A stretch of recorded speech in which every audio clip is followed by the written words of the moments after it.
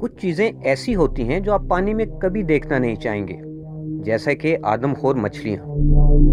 ایسا بھی ہو سکتا ہے کہ آپ نے تیراکی کے لیے جس پانی میں چھلانگ لگائی ہے، اس پانی میں کئی سو گلی سڑی لاشیں موجود ہوں۔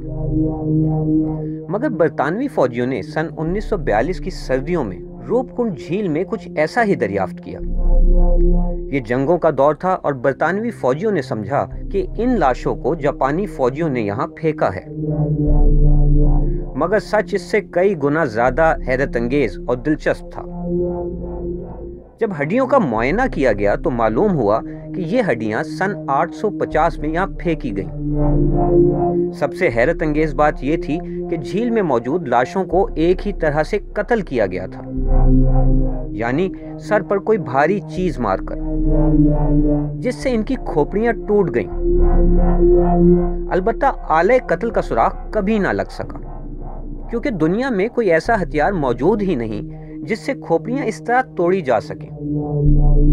تو آخر ان 200 افراد کا قتل کیسے کیا گیا؟ کافی تحقیق کے بعد سائنسدانوں کے ذہن میں اولوں کی بارش آئی، اور ایسی بارش جس میں بہت بڑے سائز کے اولے شامل تھے۔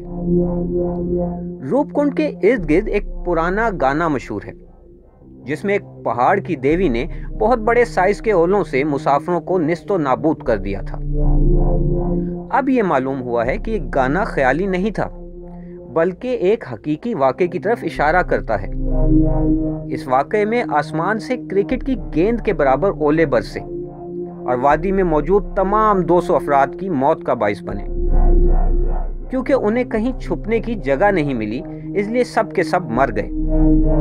وقت کے ساتھ وادی میں پانی بھر گیا اور لاشوں سے بھری ایک جھیل وجود میں آئی، جس کا نام روپ کنڈ جھیل ہے۔